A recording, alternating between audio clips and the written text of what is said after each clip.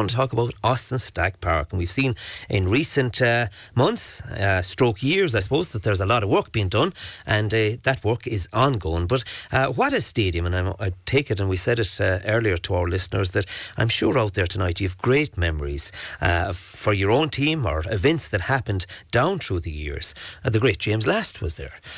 Maybe it's that, maybe you're not into GA at all, but what a great landmark in the town of Tralee, and plus what a huge link with Kerry GA down through the years. And I'm delighted to have in studio tonight Tony O'Keeffe and Willie O'Connor. Tony O'Keeffe, of course, former secretary of our Kerry County GA board and former officer, of course, PRO.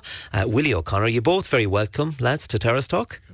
Tony, talk to me about Austin Stack Park. It's not just something that happened in the last couple of decades.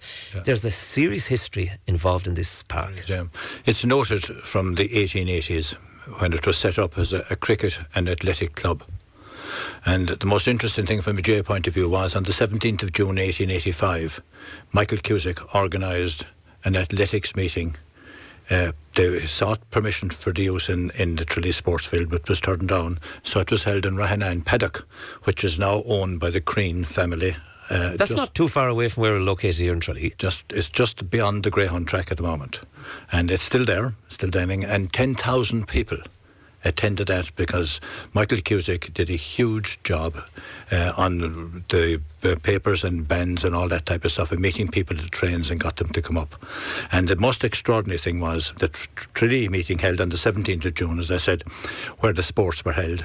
And the promoters of the J meeting at the time were local people, including Moore Stack, who was the father of Austin Stack. And there were other people involved as well. And Maurice Moynihan, who eventually became honorary secretary of the J, was also involved, and Patrick Clifford, and Michael Power, and B. O'Connor Horgan was solicitor. So Michael Cusick acted as the starter at the event, and for weeks afterwards was gloating over the fixtures in the United Ireland paper. And the Reverend Father McMahon, who was the PP of Boherbee, delivered a stirring speech in favour of the new organisation of the GA, and said that such a splendid concourse of people had never assembled in Tralee since the O'Connell meeting of 1845. So that sent off the spark to start off, I suppose, what we talk about today. Yeah, but following on from that, I take it there was a lot of events after that, and probably not all GA events. Well, it was a cricket and athletics meeting, and it also had a cycling system there. Now, if you looked at the 1893 system, I won't say photographs, but drawings, it will show about the cycling system around the grounds, which was an oval ground, and they had timber stands on the railway side, and that, But the most important thing was that in 1887, the GAA held its third annual athletics meeting in the Tralee sports field. And that really made it a landmark for the future. And J.P. O'Sullivan, a famous Kerry footballer from Killorglin, was very much involved in it. And believe it or believe it not, in 1891, the GAA held its 7th annual athletics meeting in the Tralee sports field. Willie O'Connor, that's where it all started, and I know we'll go back more about the history to Tony, but when we think of Austin Stack Park, we all have huge memories, but I suppose that laid the foundation for the future back in those late 1880s. Well, every stadium and every sports ground has a magnificent history, and Tony has done loads of research into the history of it. But as you said at the very outset, Tim, that Austin Stack Park is an iconic sporting landmark inside in the middle of the town of Tralee, and has given great entertainment to spectators at the various games, football and hurling, that have been played there. It is the headquarters of the GAA in the county, and it's been synonymous for generations with the hosting of inter-county football and hurling games for all of our Kerry teams, not just senior, but under 21, minor and so on. It's been a unique venue for county championship games, and I'm sure many of your listeners in North Kerry in the hurling area will recall some outstanding hurling finals and hurling championship games that have been played there down through the years, and the same goes for football, and as well in the very modern era, the recent National League games that have been played there have given a fantastic boost to Austin Stack Park as a sporting venue. It's been live on RTE television, those two games, the Dublin game and the Mayo game. It's been both games were sellout, and that gave a magnificent boost to the local economy here in the town during those 2 weekends. And I'm sure the various developments that Tony and his committee have planned for the coming months and years will enhance the venue even more and be another major boost to the economy of the town. Yeah, definitely. So, Tony, I take in the early 1900s, it met with its challenges as well to survive, no different to anything else, any other establishment. And I suppose the link with history then is if they can survive during that era, they were challenging times. Well, see, in the early part of the year, there was long before 1884, there was a pile of football being played in Kerry. CAD, if you remember the name, back in West Kerry. And but there wasn't as much football played for a while, and at one stage the Kerry County Board almost failed. But the most interesting thing from the Tralee sports field was that in 1903, a whole load of local people took over the running of it. There was 4 members of the Kerry County Board, and Austin Stack became the secretary of it, Thomas Flaherty the chairman. And that was the case where they ran it, and it included, as I said already, the cycling, athletics, and football and hurling. And that was the name established early on? Was it Austin Stack Park? What was the decision on calling it Austin Stack? The most Stack? interesting thing is that in you know that Austin Stack died in 1927. So at that time they spent a lot of money on developing the Austin Stack Park, and in 1934 they played Dublin. In an All-Ireland semi-final, there were over 20,000 people, so they had it all embankment, and I suppose you couldn't fit that in now for safety reasons. When you're looking at it in the modern sense, but that's what set it up in that, And in fact, in 1925, they also played an All-Ireland semi-final there against Cavan. And there was an objection afterwards, and it ended up neither two of them got to the final. But I mean, that was just. But there was a lot of athletics played in that part of the time as well. And it was only in the shortly before the Kerry Dublin match that the stadium was brought into a normal GA pitch. Prior to that, it was totally oval. So that was done. So the stand was built, and it was called the Austin Stack Memorial Stand. What year was the stand built? 1934. 1934 as well. And then in 1944, the stadium was called the Austin Stack Park, in honour of Austin Stack, and a very, very famous day. Kerry played Cork in the on that occasion. But the other thing which is of huge interest was that in 1934, when they opened it, they had a colleges game between Tralee CBS and St. Brendan's Killarney. When you consider huge rivalry there over and Dr. Eamon O'Sullivan, who was in Killarney, was the man who started the colleges football in the county, and he was the man in Killarney, and he got involved in developing the Fitzgerald Stadium also. That's brilliant history as well. But all those things laid the foundation for what was to follow decades later. That I suppose the big thing, and we heard somebody mentioned it earlier in a text message, and Willie mentioned their county championship games. Yes. That it's synonymous with county championship games. Yes. Manny's the team with great players that won there, and lesser known players. But it's a fierce history down through the decades that way. Yes. Well, I mean, when you look back at the history of the county championships, when you consider, we say the Tralee teams are brought in, one Tralee team brought into Tralee, and then shortly afterwards Dingle became so strong. And then you had Shannon Rangers, and then, you had other teams coming through. So there was a huge thing. And at that time, there was a very, very strong Tralee bodies playing with the county teams. But that has changed significantly much time later, But going back to the Austin Stack Park, it was a huge area. And the contribution that the county board made when the Kerry County Council wanted to build the John Joe Sheehy Road and they sold a section of the Austin Stack Park to the Kerry County Council, which opened up the John Joe Sheehy Road, which, as everybody knows, is the most vital road in the city, So, but it's been central to a lot of things in the county. And Jerry Miles, who was a John Mitchell's man, was hugely involved in the running of the place, and again at Flynn, and they did a pile of work there over the years. We're going to, and I'm sure Willie know them as well. Some of those names that worked there, groundsmen, have gone to their eternal rest. We'll mention those as well. Plenty of more will come after this break. Terrace Talk on Radio Kerry.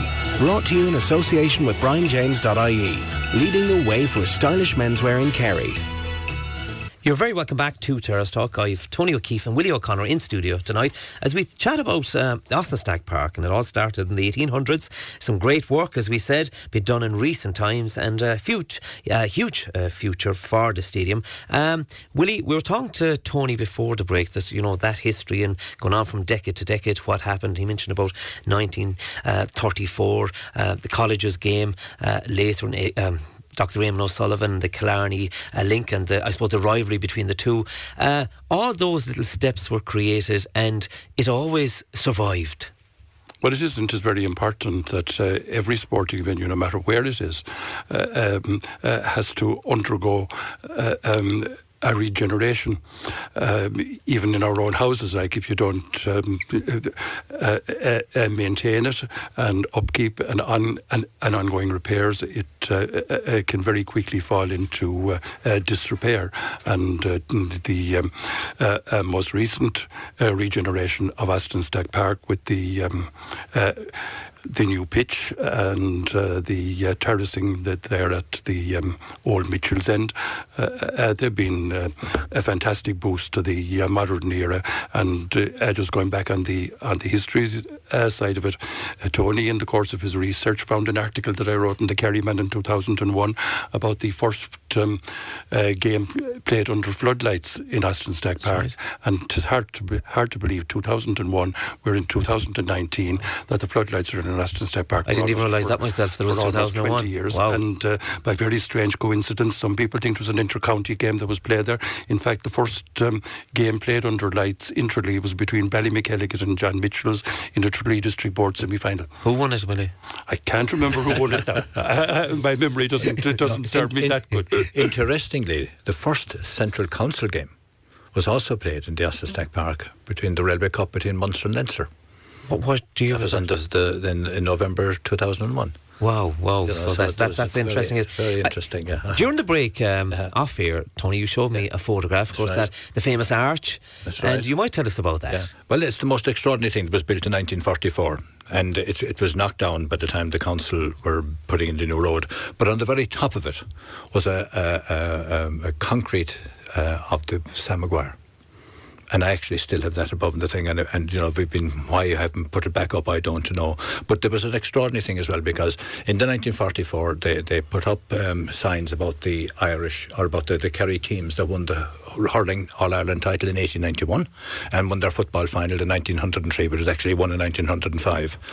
And that was put up in 1944. And in 1952 there was an extra one put up about Jerry Miles, but also, of course, the famous of Austin Stack was also put up in 1944, and we put those on when we did the pitch back in 1994 when we did the new building and the thing. And you can still see them from public view. They're terrific. But it's a very attractive setup, and we've got huge support, and the county board got huge support over the years from people in Tralee. And at the moment we have almost 50 people who are contributing to the development in the Austin Stack Park, and most of them have decided they will continue again in the next 5 years. Yeah. And that is a huge, very important thing for us. We'll mention that later. Tony, we mentioned about that everyone has their own. You play there, you grace that field. Yeah. Several people have great memories out there winning. We mentioned winning county championships, be it hurling, be it football, and some great moments as well that will always be in the memories of sporting families. Yeah, well, when you consider the amount of hurling finals that have been played, that have been outstanding, going back over the years. And in Ballyduff, in their best time in the 1950s, when they started winning their county championships, which they hadn't won since 1891. So that's been a very attractive football finals there over the years. And I actually saw an under-14 hurling game back there way back in 1983 between Crotta and Lixnaw, and it was one of the most exciting things I ever saw. I actually remember it. I was appointed chairman on that time, and it was the first match I saw as chairman. I thought it was terrific. And Willie, if you've teams out there and they'd beat a junior final, an intermediate final, and the talk about going to Austin Stack Park to play, it was a special place to play, no different to Fitzgerald Stadium for players. Austin Stack, I suppose, Park for a final. Every club wants to be there. Well, actually, Tim, you've actually put your finger on it, that the whole ethos of the GAA and Kerry GAA is the club, the culture of our games and our language, and the contribution that the GAA does to the local community.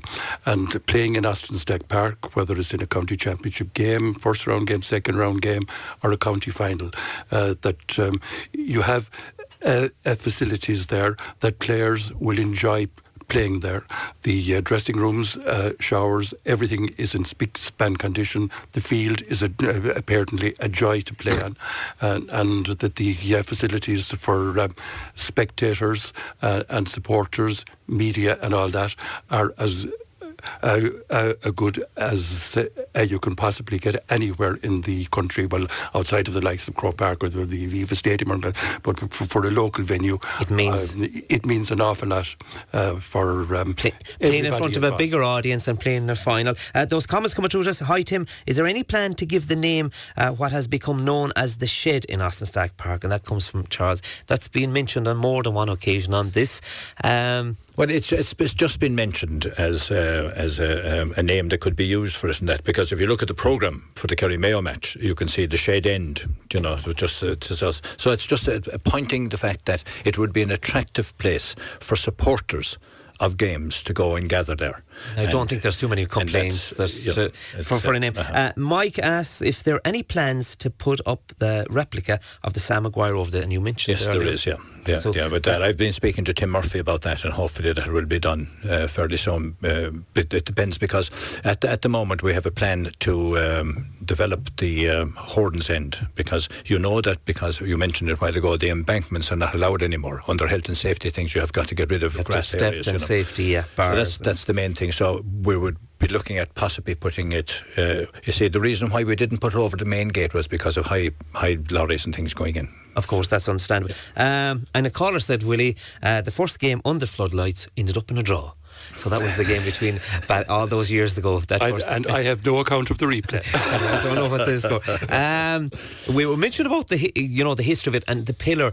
All those things are part of history, and they're still there and they survive, and I suppose that's what keeps things going, Tony. It does, yeah. I think that's a very important aspect that people would consider to retain those things as much as possible, because quite an effort was made in the 1930s and in the 1940s to build the place, because in fact in the 1930s the old stand was built, and in 1940s was the wall built all around the grounds, which separated the land between what is now what was owned by O'Donoghue's pharmacy at the time, and there was trees along all that area, and that was built, and so the wall is built all around. So that's still there in parts of it. And there was a concert there many months ago, 1983, and the great James Last. James Last, he played there twice.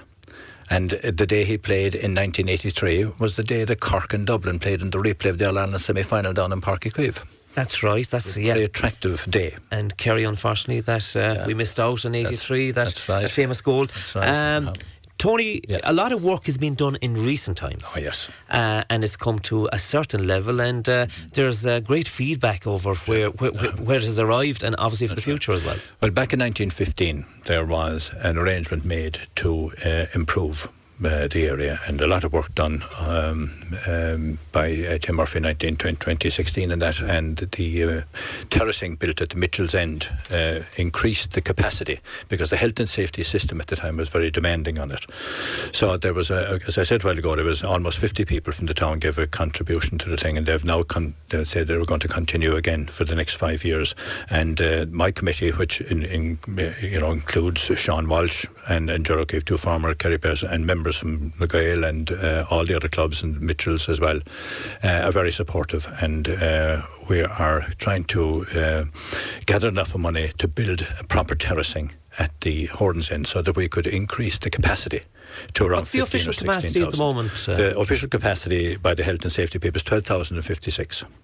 That is on the basis. And the health and safety thing would be a little bit different than it was originally, because when we built the terracing a number of years in 1994, it was 7,000, but it's now less than 5,000, because that's the way the health and safety systems that they have in relation to the amount of people who go into the size of terracing. Is there any grant forthcoming from the likes of HQ, Croke Park? I would imagine that the county board will certainly be making an application for that, but that has been the case always, and every time that the Austin Stack Park has been dealt with, going back to the 30s and 40s, the Munster Council and the Central Council have contributed, and that would be the case. And as Willie was talking about a while ago with the 2001, it was the Munster Council and the Central Council that paid the money to put the lights in the Austin Stack Park. Yeah. I suppose in recent years, we have seen changes, Willie. The famous van ticket outside the pitch, and it seems to be working quite well. There's a constant flow of people through those styles. So that was all, I suppose, to come up to date and be modern about things, purchase your ticket, go to the gate and be left in. Well, like everything else, Tim, modern technology can facilitate that type of thing. Like the ticket van is computerized, it's fast. So instead of the stylist person having a float and giving out change, that's done at the van. And over the years since it was introduced, it has been fine-tuned and is now working very successfully. But lest we forget that there's also very important work goes on and has gone on in Austin Stack Park with field maintenance, and during the break we mentioned groundsman Vincent Linan and those who were there before him, people like Moss Bilan, Mike Moran. That's familiar faces. When there is a programme like this being done on Austin Stack Park, those people who are behind the scenes and without their constant hard work and efforts, and I'm sure I've only mentioned 3 or 4 names, mention names and you're going to get into trouble. But there are several others as well that without their voluntary contributions, Austin Stack Park wouldn't be what it is today. And there's so much voluntary effort done in the GA, often very thankless, but Austin Stack Park wouldn't be the venue that it is without that contribution, and it has to be acknowledged. I know we'll talk about the future after the break, Tony, but Willie mentioned names there, but we see the guys in Joe Wallace, and he's probably listening to the programme tonight, right in front, where the teams run out the tunnel, Mossy, Spillane, and that, I suppose, grows as well. That takes a life on its own, seeing those faces all the time. One of the most very important things is the grounds people. And I became chairman of the thing in 1983, and Jack Lawler, who has played RRP since, and then followed by Vincent Linan, who spent quite a long time. Passionate about it? More than 30 years. And at the moment, you have Germany, who's doing outstanding work. And, but Micheál O'Shea, who died last year, Lord have mercy on him, from Castlegreggy, is outstanding in the amount of advice he gave us and told us what to do. And Tim Allman is putting the sand on the pitch again today to coincide with what the rules and regulation to improving the pitch. And when people saw the state of the pitch at the Kerry Mayo game, despite the rain, the pitch was quite strong. So I would be very... It really stood up to all the elements. Absolutely. Tony and Willie, you're going to stay with us. Plenty of more about Austin Stack Park after we take this break. Terrace Talk on Radio Kerry. Brought to you in association with BrianJames.ie. Leading the way for stylish menswear in Kerry. Indeed, you're very welcome back here to Terrace Talk. And of course, I have in studio Tony O'Keeffe and Willie O'Connor as we speak about, I suppose, something we should be very proud of here in the county, Austin Stack Park. Tony, I know you play there and won county championships there. Any standout memory or a unique moment for yourself? Oh, a lot. Quite a lot. I said the very first game I played there was in 1968 in the Kerry Men's Shield, Austin Stacks against South Kerry. And that was a famous competition. And that's right, yeah. The crowds that time were unreal, weren't they? That's right, yeah. But you didn't have the safety regulations that you have now as well. Oh, none whatsoever. And you see, the fact of those inter-county or inter-club matches, inter-divisional matches were hugely attractive. You know, and I thought that in the 1960s and 70s, those matches just drew huge crowds, you know. Willie, Manny's the address you made through the PA system there. Any unique moment for yourself? Well, thankfully, none. It was a fantastic honour to be in the press box and in charge of the media relations, both in Austin Stack Park and in the county and in Munster. But I enjoyed every single minute of it, and meeting all the various commentators like your predecessor, Wishy Fogarty, Liam Higgins and all that, like when Radio Kerry started doing live commentaries on games, and then we had RTE Radio Gaeltacht there regularly, and then the televised games there for the big games, of course. You've seen massive change though, Willie. Massive change, but even so, like the I can't imagine how difficult it must be now to allocate positions for the Kerry-Dublin game in the press box. There are so many media outlets, because even when I was there, you were just dealing with the local radio stations, radio. Everybody wants a piece of the action. Now you have so many outlets on the online, and we have to sing the praises of Leona Twist, of course, and before Leona, Maureen Nihea. So they're doing good, but obviously huge changes. Tony, the future is bright as well. Can I speak about some elements? Toilets up there. Is there any change coming to certain areas, or extra ones being built? Or no, not at the moment, because we had an examination recently by the health and safety people at the night of the Kerry Mayo match, and they were quite satisfied with our system up there.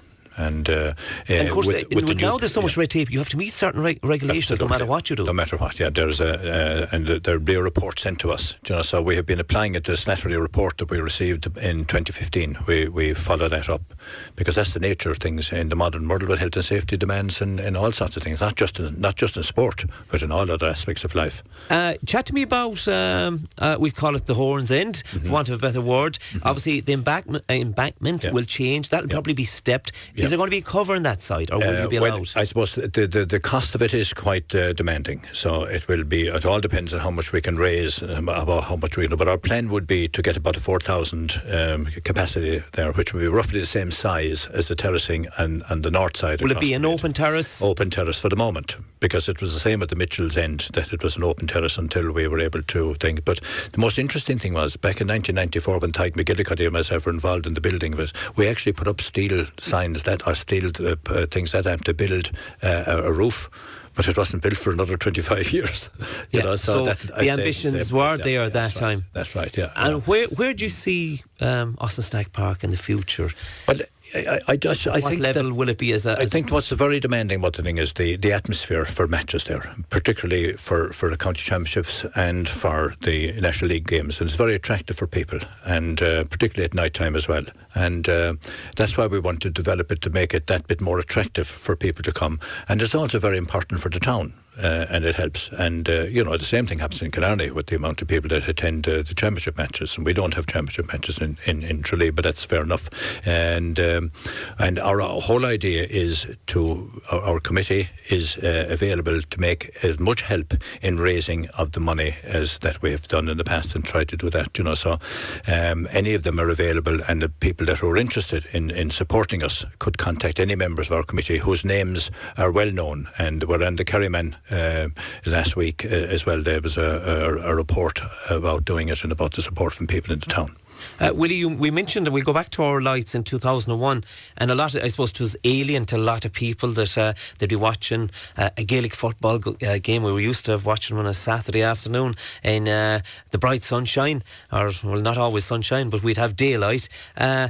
But I tell you, it alleviated a problem, fixtures congestion, if you can play a game at night. So it was a pretty good investment. Well, definitely, it is a fantastic investment, and you've been at venues all over Ireland, and just imagine Tralee.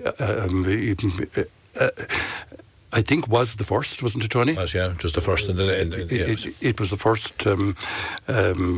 We were supposed to go down the route of... The provincial councils were supporting development, and we actually happened, because Sean Kelly was chairman of Munster Council at the time, and he actually gave us the money when we put the lights up in 2001. Very good vision, Willie. It certainly was. That it showed the foresight that was there. That Kerry was that Austin Stack Park was the first venue in Ireland to have floodlights, and those floodlights have been improved, of course, in the recent development, and where people were complaining about the quality of the lights. Just imagine that they were installed there in 2001, but now they're up to the best standard for the players and for the spectators, and also it's they're at the correct consistency and quality for live television, which is very important when you're having games at night, like the Kerry Mayo and Kerry Dublin game, that they look well on live TV. Yeah, on the week before, the Monday night before the Kerry Dublin game, we had the company in from Claremorris and the person in from London to check the lights down, and the system was set up, and everybody who was used to saw that it was a beautiful, fabulous development. I don't think anybody's complaining about it. I don't think so. Mike in Forries remembers attending his first county final, age 9, in Stacks Park in 1945. It was Legion versus Shannon Rangers. He's been to 72 county finals since in Austin Stack Park, and has only missed one game back in the 1970s.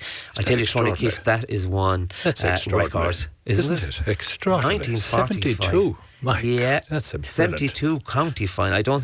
It's hard to match that one around the county. Right, and probably that's very unique to this man to say he's in the text tonight. You know that the rule was up to a number of years ago that all the county finals were played in Tralee. In the Austin Stack Park, so I mean that would have been very attractive at the time as well, and it still has that attraction of the atmosphere of people travelling to it, Tony, is there any plans for an event? I know how difficult. I know you say that you have those 50 people that are business people in the town that are subscribing, and you still hopefully have them on board. Yes. Is there any other event that you can plan that would generate funds for your development within the park? The basic thing at the moment is a personal movement we have about 10 or 12 people on the committee who are moving and in different parts of the county, but mostly the business people in Tralee came because we've had support from people outside of the town also, and that's very important for us. And it is considered a very strong thing, because when you look at the support that Austin Stack Park has received going back through all the events, it has received support from business people in the town and in the county.